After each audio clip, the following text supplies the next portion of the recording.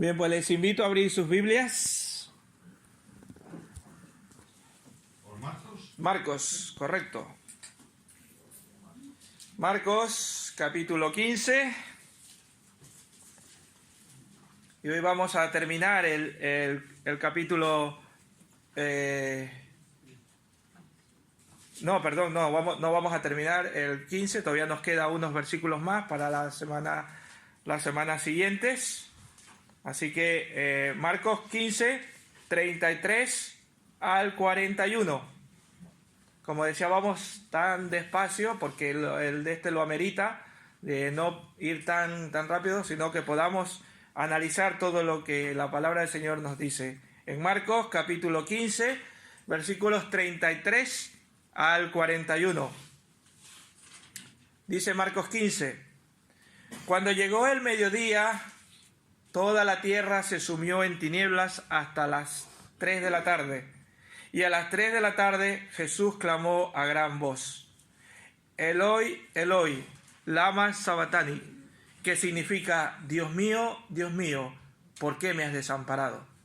Algunos de los que estaban allí decían al oírlo: mirad, llama a Elías.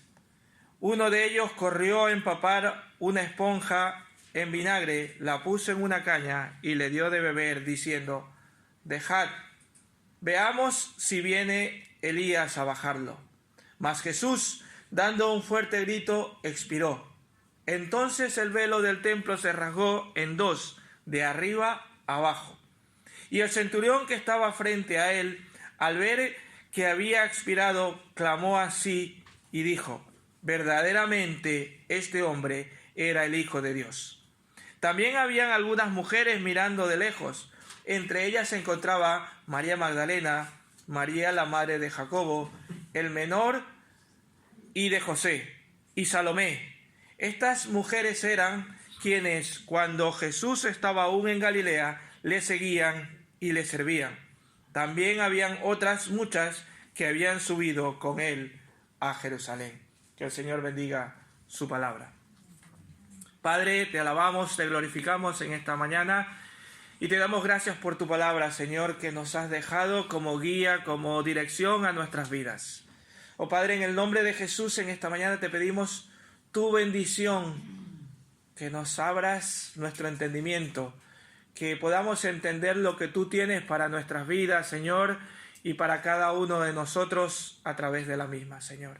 Oh Padre, en el nombre de Jesús, no somos nada sin ti, pero contigo, Señor, podemos seguir adelante, podemos seguir en esta dura brecha. Oh Padre, y en el nombre de Jesús te pedimos que en esta mañana sea para ti y para tu honra y tu gloria, Señor. Gracias, Padre, gracias, Señor, en el nombre de Jesús. Amén. Bien, pues vamos a ver hoy la muerte de Jesús, cómo lo narra el evangelista de Marcos, porque por los demás evangelistas vemos algunas otras cosas más, pero como habíamos escuchado el evangelista de Marcos, Marcos es como muy, no es tan explícito, no se abre tanto, sino que va a lo más relevante, ¿verdad? Él escribió, como decíamos, para los romanos, para Roma, y Marcos nos ha relatado desde la semana pasada que vimos, desde las 9 de la mañana, que fue crucificado nuestro Señor Jesucristo. Un viernes, durante la celebración de la fiesta de la Pascua y de los peces sin levadura, ¿verdad? Eran lo que estaba celebrándose en esos días en Jerusalén. Nos ha dicho también el evangelista que estando Jesús en la cruz, la gente le injuriaba, ¿verdad? Eso vimos la semana pasada, ¿verdad? Le injuriaban los que pasaban por allí y hasta inclusive los principales sacerdotes le injuriaban, inclusive hasta los dos que estaban colgados al lado de él, ¿verdad? Pero ahora con gran, podríamos decir, asombro, Marcos está manifestando a las personas que presenciaron la cruel condena del Señor Jesús. El evangelista nos da detalles de la crucifixión y la muerte del Señor Jesús, y creo que es de vital importancia que en esta mañana nosotros también atendamos a esa buena noticia, así como a quienes se escribió por primera vez este evangelio, era para esas personas que estaban en Roma, pudieran escuchar de la muerte. Creo que nosotros también debemos atender esa buena noticia, ese relato que nos trae. Es bueno que consideremos con mucha atención lo que se nos dice, porque hermanos, de ello depende nuestra relación con Dios. La audiencia original de Marcos, como había dicho al principio en Roma, estaba atónita y expectante escuchando las noticias sobre la muerte de Jesucristo, sobre el día en que Jesús murió. Hermanos, quiera Dios que nosotros también en esta mañana estemos expectantes y atentos con el mismo asombro de aquellas personas que por primera vez escucharon sobre la muerte del Señor Jesús. Hoy nosotros también debemos considerar la grandeza de aquel que quiso redimir a su pueblo perdido, a su pueblo que estaba perdidos en delitos y pecados. Desde la eternidad Él determinó un plan para salvar al pecador. ¿Qué fue lo que hizo? Ya estaba esto destinado. Y entonces vamos a ver, según los versículos que hemos leído en esta mañana, vamos a ver qué es lo que pasó en esa hora o en esas horas que Jesús murió y cómo fueron confirmadas. Y por 2 puntos vamos a dividir estos versículos que hemos leído en 2 puntos. Que la muerte del Señor Jesús fue confirmada por 2 cosas. Primero, que la que vamos a ver es por la intervención divina, que la vamos a ver desde el versículo 33 al 38, y también por los admiradores y seguidores, que es desde el versículo 39 al 41. ¿Cómo fue confirmada la muerte del Señor Jesús? La primera que vamos a ver entonces, la intervención divina. ¿Cómo se da esa intervención divina? Vamos a verla desde el versículo 33 al 38, como ya he dicho antes, y aquí pasa algo interesante. Versículo 33. Vamos a leerlo una vez más. ¿Qué dice el versículo 33? Cuando llegó el mediodía, la tierra se sumió, ¿qué cosa? En tinieblas hasta las 3 de la tarde. A ustedes les dice en la versión, ¿alguien lo lee por favor la versión del Reina Valera del 60 al 33? Dice, cuando vino la hora sexta, hubo tinieblas sobre toda la tierra hasta la hora novena. Desde la hora sexta hasta la hora novena. La hora sexta, que era lo que los judíos para nosotros es el mediodía, ¿vale? Y la novena, pues las 3 de la tarde, 3 horas después, ¿vale? Yo tengo la traducción y por eso le he leído la hora del mediodía hasta las 3 de la tarde, ¿vale? Dice que a la hora sexta hubo tinieblas sobre toda la tierra. Hubo una oscuridad sobre la tierra. Ya desde aquí empezamos a ver intervención divina. ¿Por qué decimos intervención divina? Porque era el mediodía. Es cuando el sol está más en todo lo alto, ¿verdad? Es cuando el sol quema más, ¿verdad? Cuando hay el verano, ¿qué nos dicen? De ciertas horas a ciertas horas no se expongan al sol, no sé qué. Y son las horas centrales del día. Y las 12 del mediodía era una de las partes de la hora central. Jesús ya había pasado 3 horas en la cruz, porque había empezado a las 9 de la mañana su crucifixión. Ya eran las 12, era el mediodía. Ya había pasado 3 horas y todavía le quedaban otras 3 horas más antes de expirar. Marcos nos dice que junto a la mitad de ese tiempo, a la hora sexta, sobre las 12 del mediodía, ocurrió algo asombroso. Hubo tinieblas sobre toda la tierra. Debemos entender que esto es un fenómeno sobrenatural, puesto que, como he dicho antes, es la hora cuando el sol está en todo su esplendor. Y además, al coincidir con la Pascua, que la Pascua es en la luna llena, de ninguna manera podría tratarse de un eclipse solar. Por eso no puede ser. Cuando está la luna llena es imposible que haya un eclipse solar y la Tierra se quede en oscuridad. De hecho, están anunciando que el año que viene va a haber un eclipse solar y que lo va a ver toda España. Bueno, lo va a ver prácticamente toda España el año que viene. No sé si lo han leído. Y que va a durar sobre 17, 18 minutos. O sea, que va a haber un momento en que se lo va a ver muy bien el eclipse solar. Pero este no es el caso. Aquí no era un eclipse solar. Era imposible que sea un eclipse solar. Solo era una intervención divina de parte de Dios. Se trataba evidentemente de algo sobrenatural. Y en repetidas ocasiones los fariseos habían pedido una señal. Recordamos cómo habíamos estudiado que habían pedido señal, que venga señal del cielo y nos lo muestre. Pues ahora la tenían y ni siquiera por eso creyeron. Se trataba de una intervención directa del Señor con el propósito de atraer la atención de esa muchedumbre que estaba viendo la crucifixión del Señor Jesús. De atraer esa atención de las personas que estaban reunidas allí y que, como decían desde mucho tiempo atrás, pedían una señal. Sin embargo, la señal que recibieron era muy diferente de la que ellos pensaban o esperaban. Y a veces nos pasa a nosotros, ¿verdad? Estamos pensando en nuestras cosas y le decimos al Señor y estamos pidiendo algo y resulta que el Señor no los da de otra manera o de otra, y no nos enteramos y no nos damos cuenta que Él nos está mostrando de otra manera. Pero como hemos visto, aunque por esta señal tan grande, una oscuridad de tantas horas, no se dieron cuenta y no cambiaron su incredulidad.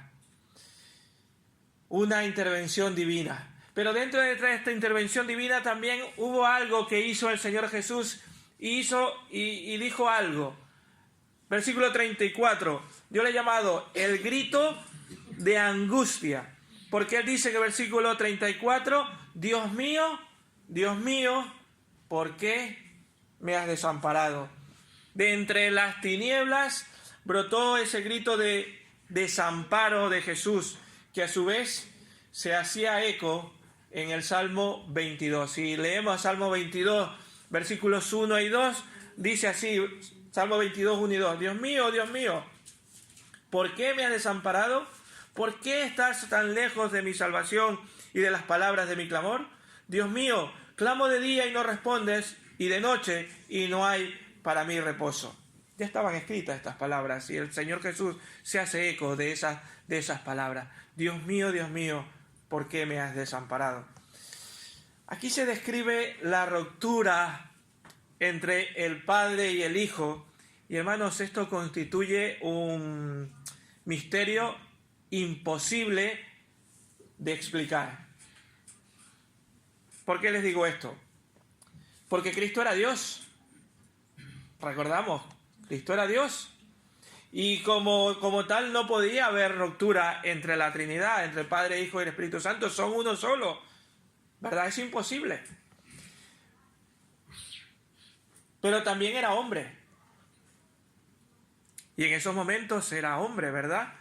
Y en esa condición sí podría sufrir la separación de Dios. Pero también nos podemos a pensar y dice, pero sin embargo, era un hombre perfecto. Fue un hombre sin mancha. Entonces, por lo tanto, tampoco había ninguna razón para que esta ruptura se produjera. Y nos podemos quedar interrogantes. Entonces, ¿qué quiso decir Jesús? ¿Por qué me has desamparado? Hermanos, creo que la razón de esa separación la encontramos en el hecho de que Él estaba en ese momento ocupando el lugar del pecador. Él estaba como medio para que tú y yo podamos ser salvos. Como dice 2 Corintios 5:21. Alguien que lo lea, por favor, 2 Corintios 5:21. En voz fuerte, 2 Corintios 5:21.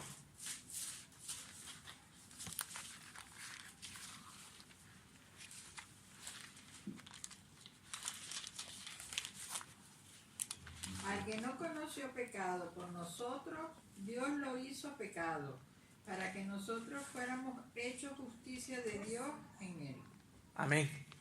Al que no conoció pecado, por nosotros lo hizo pecado. Él estaba tomando el lugar nuestro. No se estaba separando. Él sentía eso, ¿por qué me he desamparado? ¿Pero por qué? Porque estaba tomando el lugar que nosotros nos correspondía como pecadores. Esto no quiere decir que se hizo pecador por nosotros.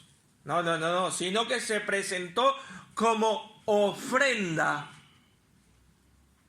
por nuestros pecados. Él se presenta como una ofrenda por nuestros pecados. Así que, hermanos, difícilmente podemos imaginarnos lo que tuvo que significar para el Santo Hijo de Dios, para Jesucristo, tener que colocarse en una cruz, tener bajo el peso de su cuerpo la culpa correspondiente a todo el pecado del mundo. Nada en la vida y en la muerte de Cristo fue por casualidad o pasó por casualidad. Nada se hizo para que ocurriera porque sí. Ni ocurrió en último momento, como nosotros se nos suele ocurrir. A mí se me suele ocurrir cuando estoy trabajando en, esa idea mejor y la cambio. O hay cosas que a nosotros en último momento se nos ocurre, ¿verdad? Y lo cambiamos. En la vida y en la muerte del Señor Jesús nada estaba al azar. Todo estaba ya predestinado de principio a fin. Su vida entera fue el cumplimiento de la promesa del Padre para que nosotros podamos obtener redención. Y yo les hago la pregunta, ¿has estado angustiado alguna vez? Seguro que sí, ¿verdad? ¿Has combatido hasta la muerte contra el pecado como lo hizo Cristo? ¿Verdad que no? Ahí ya no. Sí, puedo estar angustiado, pero combatir hasta la muerte como lo hizo Cristo, no. Pablo decía en 2 Corintios 4:8, decía que estamos atribulados en todo, mas no angustiados, en apuros, mas no desesperados. Nadie podía padecer la angustia que padeció Cristo. Nadie de nosotros va a poder padecer la angustia que padeció Cristo en la cruz. Si tú crees que esa angustia que Jesucristo estuvo en esa cruz apaciguó la ira de Dios que estaba en esos momentos sobre Cristo, y yo te hago la pregunta, ¿por qué entonces estás angustiado ahora? ¿Por qué te angustias? Si Cristo sufrió en ese momento el abandono del Padre y al hacerse Él pecado por nosotros, ¿por qué estamos nosotros angustiados si Él sufrió mucho más que lo que nosotros podemos sufrir? ¿Por qué piensas que Dios te ha desamparado? ¿Por qué esa tristeza y esa desesperanza? Y hermanos, ¿por qué ese desánimo y falta de pasión y compromiso para vivir para Dios? ¿Por qué hace veces vivimos con ese desánimo y con esa falta de pasión y compromiso por Cristo? ¿O es que no vemos el ejemplo supremo de Cristo? Nos cuesta mucho a veces entender. Y nosotros con total falta de pasión, falta de compromiso. Jesús experimentó un gran dolor al sentir el abandono del Padre, al cargar el pecado de todos nosotros, y expresó este grito de angustia para que tú y yo ahora tengamos consuelo. Y hermanos, Él en su palabra nos ha dejado algo muy claro, que nunca va a dejarnos ni a desampararnos. Y lo confirma en su palabra, Hebreos 13:5. ¿Qué dice Hebreos 13:5?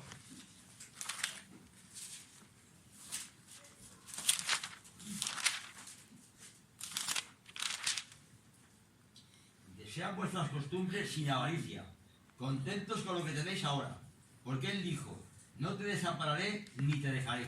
Amén. No te desampararé ni te dejaré. ¿Por qué tenemos que estar angustiados? ¿Por qué tenemos que pensar que también nosotros estamos desamparados? ¿Verdad? Pero este clamor que fue hecho por Cristo fue un clamor que fue escuchado. El fuerte clamor de Jesús, Dios mío, ¿por qué me has desamparado? Él hizo un clamor que fue escuchado. Y de hecho lo vemos en Hebreos 5:7, como nos dice y nos confirma que fue escuchado. Vamos a Hebreos una vez más.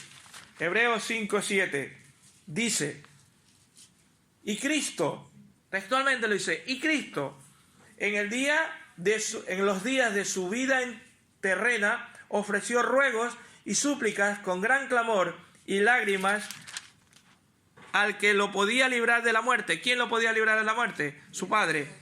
Y fue oído a causa de su ¿qué? Humilde obediencia. Y fue escuchado. Y fue escuchado a pesar de todo lo que estaba pasando a su alrededor. Vemos en los versículos 35 y 36 donde fue escuchado a pesar de las burlas que le empiezan a hacer. Dice que, según lo que hemos leído, dice, y algunos decían al oírlo, mirad, llama a Elías.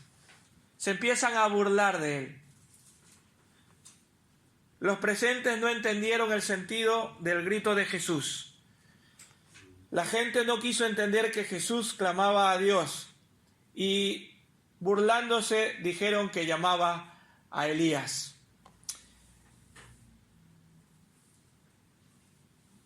Se burlaron del Señor diciendo, dejad, veamos si viene Elías a bajarte. Le dice, a ver, estás llamando a Elías, ven porque venga Elías y te baje. Se empiezan a burlar de él. Realmente no creían que eso sucedería, sino que era simplemente una burla y además no era lo que Dios quería. Estas personas tergiversaron lo que dijo Jesús, pero a pesar de esto sabemos que Cristo fue escuchado. Hermanos, y eso debe ser un gran consuelo para nuestras vidas, para nosotros. No tenemos a nadie más en los cielos, sino a nuestro Padre, el Padre de nuestro Señor Jesucristo. Y no importa que la gente se nos burle de nosotros, porque oramos a Dios, porque dejamos todas las cosas a Dios y algunas veces hasta nos dicen tontos, ¿verdad? Otras veces nos dicen, eres un mediocre. He llegado a escuchar decir, los que creen en eso de Cristo, de la religión, eso es porque son tontos o porque son unos mediocres y no saben en qué creer. Se burlan de nosotros, pero no importa. De Cristo también se burlaron. Nosotros, aunque nos ridiculicen, debemos seguir confiando en el único que nos puede librar. No importa que nadie vea que Él está cercano, no importa que aún nosotros por un momento así lo veamos y pensamos que Él no está cercano. Cristo fue escuchado y nosotros, al estar en Cristo, también seremos escuchados. Por eso siempre debemos estar agarrados de Cristo, confiados en Cristo. Dice que inclusive esta burla llegó a que una persona cogiera una esponja, la mojara en vinagre y le dio a beber. Al comienzo de la crucifixión vimos como también le dieron de beber, pero en este caso era vino mezclado con mirra, que esto era lo escuchamos la semana anterior, ¿verdad? Eso era un narcótico, era para que tú no te produjera dolor, como ahora cuando hay personas que están en las últimas, les dan morfina y le dan este tipo de cosas para calmar el dolor, ¿verdad? Pero él no lo tomó. Esta vez sí lo tomó porque esto era solamente agua un poco de agua agriada o vino agriado le llamaban, que quitaba la sed. La gente que no tenía dinero utilizaba esto para poder calmar la sed. Hermanos, también podemos ver que había intervención divina porque Él entregó su vida. versículo 37. Vamos a leer versículo 37. Mas Jesús, dando un fuerte grito, expiró.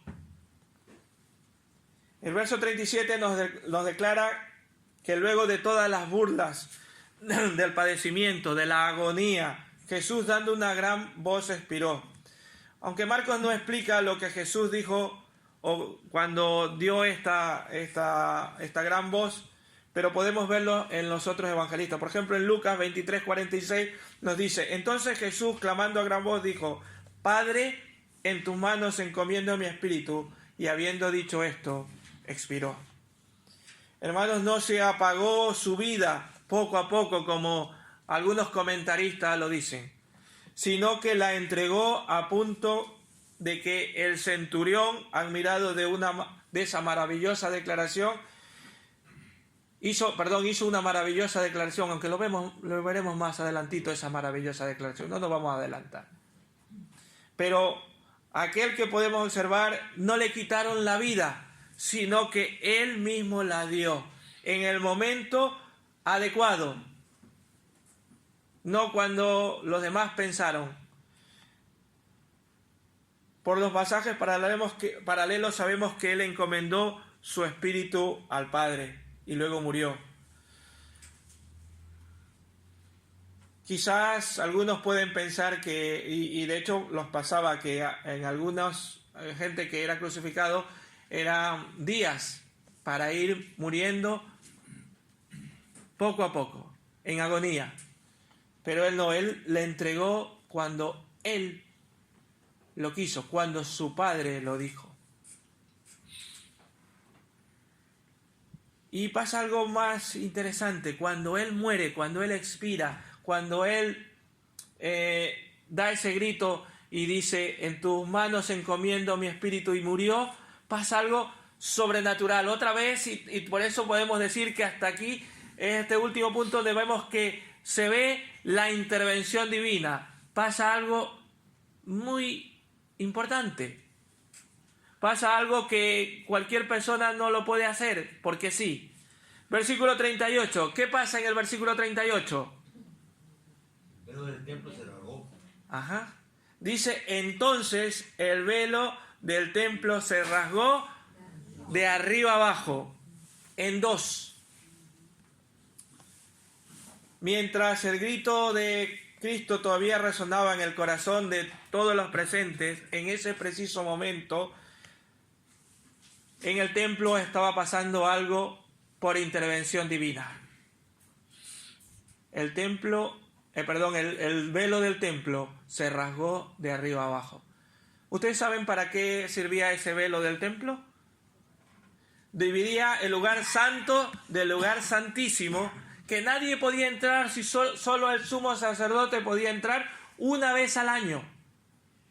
Pero con esto el Señor estaba demostrando, estaba haciendo ver que cuando eso se había quitado, ya podemos ir al Señor y podemos ir a Dios sin tener que solo el sumo sacerdote lo puede hacer una vez al año. Lo podemos hacer cada día y cada instante. Podemos ir ante el Señor Jesús. Podemos ir ante Dios. Solo el sumo sacerdote. Él lo había enseñado, ¿verdad? Desde los tiempos antiguos lo había enseñado, que solo una vez durante al año podía el sumo sacerdote pasar al lugar santísimo.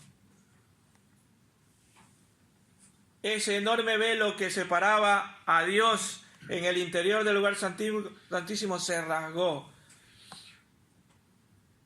lo que indica que fue una acción divina. Vemos cómo la intervención divina nos hace ver que Dios estaba confirmando esa muerte del Señor Jesús por cada uno de nosotros. Ese velo que impedía el acceso directo a Dios se estaba rasgando. Dios es perfecto y por eso impedía que nosotros nos podamos acercar ante ese lugar. Pero ahora tenemos a través de una persona que es perfecto, podemos ir ante Dios. Antes no lo podíamos hacer. Ahora, ¿a través de quién podemos ir ante Dios? A través de Cristo Jesús. A través de esa muerte. Eso era lo que estaba simbolizando ese rasgo del velo del templo. Que ahora podemos ir a Dios a través de quién? De Cristo Jesús. Hermanos, hasta aquí podemos ver que la intervención divina estaba allí en ese proceso de la muerte de Cristo. Pero también se confirmó a través de sus seguidores, y ese es el segundo punto que vamos a ver en esta mañana. Este punto es más corto, así que no se preocupen, no vamos a salir tan tarde. Vamos a tener tiempo para saludarnos al final. Se confirma a través de sus seguidores y admiradores, porque aquí pasa algo interesante. Versículo 39, hay una declaración de alguien. Dice el versículo 39, y el centurión que estaba frente a él, al ver que había expirado, clamó así y dijo, verdaderamente este hombre era el Hijo de Dios. Marco ahora dirige nuestra atención hacia otro personaje presente en la crucifixión de Jesús. El centurión, que era el encargado de la cuadrilla de la ejecución, porque él era se puede decir que era el oficial al mando. El centurión era el que tenía los galones para dirigir a todos los soldados que estaban haciendo la crucifixión. Este hombre manifiesta un gran asombro, y es un romano. Es una persona que está frente a Jesús, y al ver cómo grita y expira, él clama con asombro y dice, verdaderamente este hombre era el Hijo de Dios. Este hombre que era el que había crucificado a Cristo. Este hombre que había sido parte de las burlas y de las torturas para esa crucifixión de Jesús. Tal vez el impacto de haber visto a este hombre le llega a hacer o a decir con temor y temblor y decir, verdaderamente este hombre era el Hijo de Dios. Creo que Marcos quiso resaltar esta declaración a la audiencia para que constate la verdad de lo que viene diciendo desde el principio. Porque el Evangelio de Marcos nos viene diciendo, este es el Hijo de Dios. Este es el Hijo de Dios. Y de hecho el versículo central es que nos dice, tú eres el Cristo, el Hijo del Dios viviente. Y se venía reafirmando todo el libro de Marcos diciendo, este era el Hijo de Dios.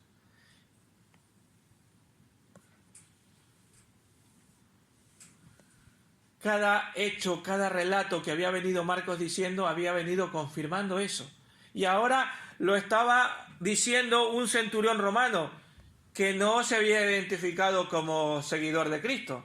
No era uno de sus discípulos ni ningún seguidor. Era el testimonio de una persona que no era hijo de Dios, que era un romano, una persona.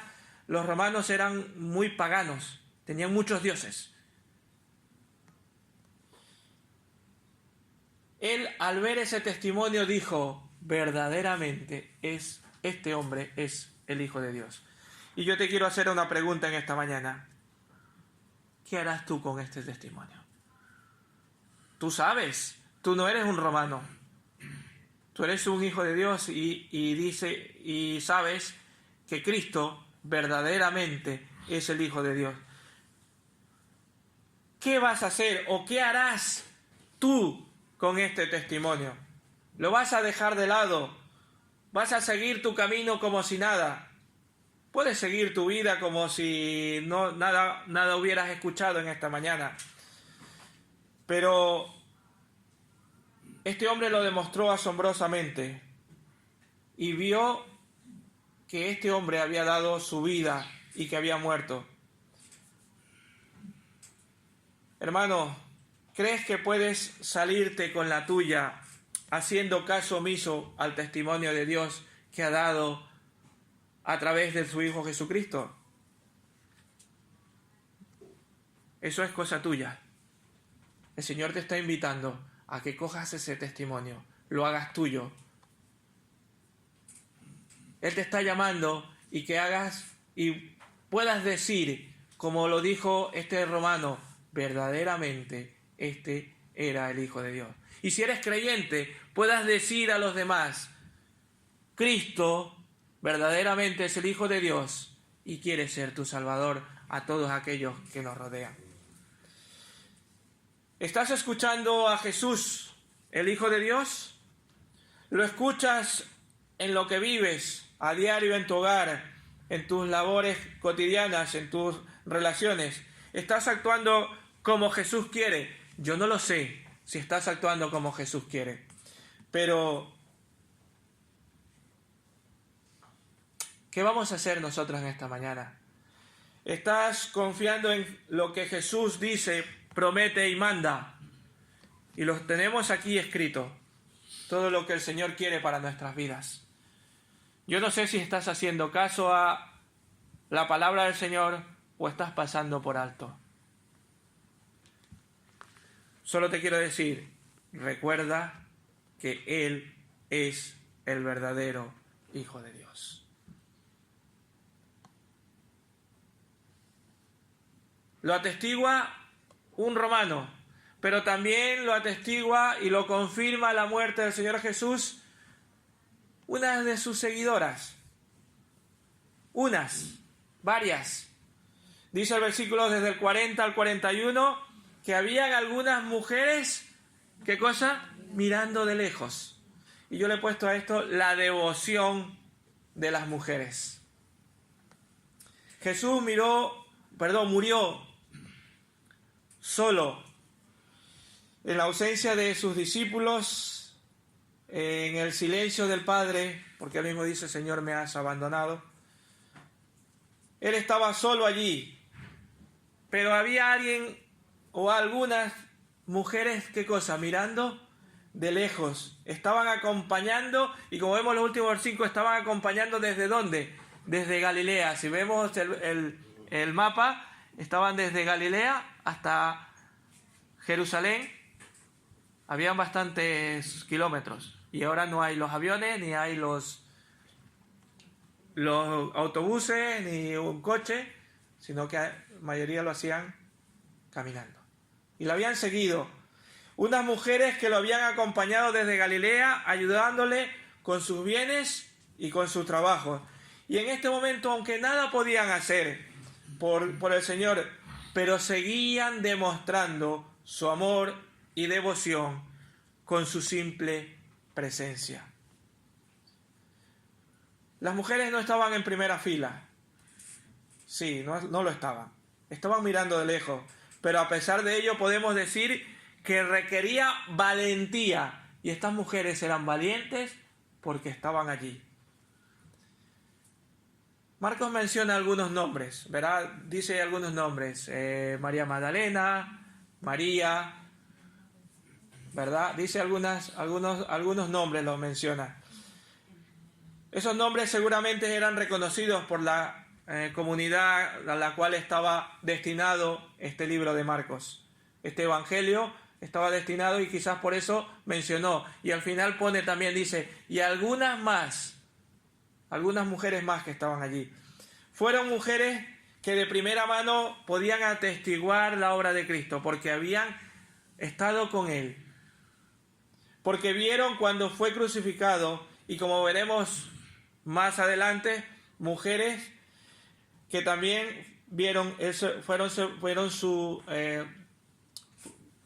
dónde fue sepultado y también cómo fue resucitado. De hecho, es una mujer la primera que ve aquello, ¿verdad? Mujeres atentas a Cristo a pesar de las ocupaciones que pudieron tener, estaban atentas a Cristo y en su muerte veían lo que pasaba con su Maestro. Entonces, hermanos, yo quiero decir que estas mujeres eran mujeres que seguían y servían a Cristo. Interesante el testimonio de Marcos acerca de estas mujeres, porque dice la Biblia, algunos piensan o dicen que la Biblia es machista y oprime a las mujeres. Pero Cristo vemos aquí que no tiene, que sí tiene en cuenta a las mujeres. Si no, miren este testimonio de Cristo, donde desde su inicio público de su ministerio en Galilea y hasta que es crucificado, se las menciona a las mujeres. Y están allí. Estas mujeres le seguían y le servían. Estas mujeres eran siervas fieles de Cristo. Entonces por eso podemos decir que Jesús no las relegó ni las estimó de menos que los hombres, las hizo por iguales. Ellas eran realmente seguidoras y servidoras de Cristo. Mujeres, no hay mayor testimonio acerca de ustedes sino que sean seguidoras y servidoras de Cristo. Y yo les animo a mujeres en esta mañana. Y da la casualidad, y decía yo cuando estaba preparando, esta congregación está compuesta por una gran mayoría de mujeres. Mujeres, gloria a Dios, porque están sirviendo al Señor de señores. Dice la palabra del Señor en Proverbios 31:30. ¿Qué dice Proverbios 31:30? Alguien que lo lea, por favor. Si no, lo leo yo. Engañosa es la gracia y vana la hermosura. La mujer que teme a Jehová, esa será alabada. La mujer que teme al Señor, esa será alabada. Así que, hermanas, gloria a Dios porque están sirviendo y están siguiendo a Cristo. En un mundo donde se ve a las mujeres en algunos casos como cosas o como objetos sexuales, donde muchas mujeres caen en el mismo concepto, o aún algunas se dicen llamar feministas y odian a los hombres, ¿verdad? Está muy de moda eso. Y tratan de sobresalir de una u otra manera.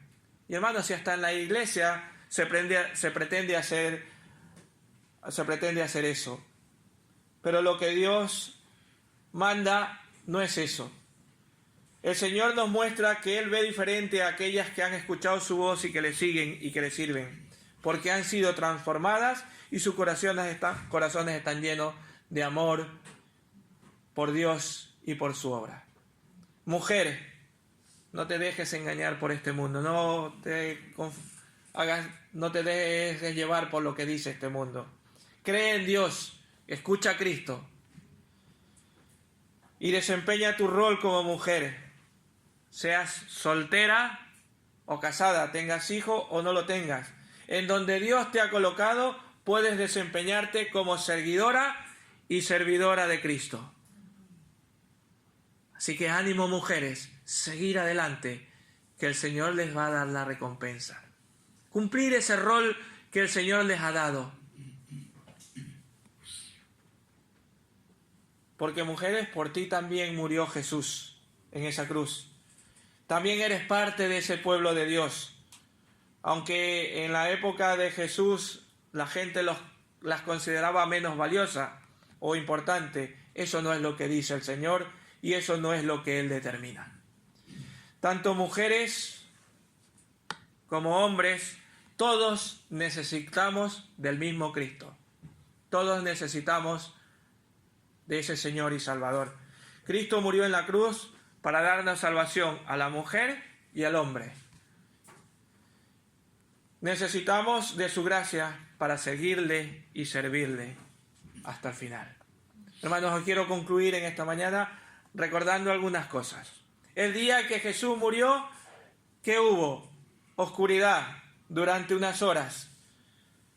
Se presentó algo sobrenatural, ¿verdad? Nos dice la palabra del Señor. Y nos dicen las personas que estuvieron allí. El día que Jesús murió, el velo del templo se rompió de arriba a abajo. Algo también sobrenatural, que nos indica que Cristo quitó esa separación que nos impedía el acceso a Dios. Que nos impedía ese acceso al santo, santo, santo, 3 veces santo, como dice la palabra del Señor. El día que Jesús murió, públicamente hubo un testimonio de alguien que dijo, verdaderamente este hombre era el Hijo de Dios. Y fue el Hijo de Dios el que se entregó en esa cruz para que tú y yo podamos ser salvos de nuestros pecados. Y yo te quiero decir, ¿te sometes a Él? ¿Te sometes a ese Cristo crucificado en la cruz como tu Señor y Salvador? Yo no lo sé. El día que Jesús murió, mujeres valientes veían lo que pasaba y estaban siendo llevadas a conocer para luego, ¿qué cosa? Testificar de la poderosa obra de Cristo. Tú eres una mujer en esta mañana, conoces la obra de Cristo, ¿testificas de Él? Hombres, ¿conoces, como dijo este centurión romano, verdaderamente es el Hijo de Dios? ¿Testificas de Él? Hermanos, no necesitamos esclavizarnos al pecado buscando satisfacción o llenura en algo o en alguien que esté fuera de Cristo. No necesitamos nada de eso. Necesitamos solo a Cristo en nuestras vidas. No necesitamos gastar nuestro tiempo y dinero, nuestros dones y recursos en lo que es pasajero. Necesitamos gastarlo en lo que es eterno. No necesitamos seguir condenándonos si ya Cristo nos ha perdonado, hermanos.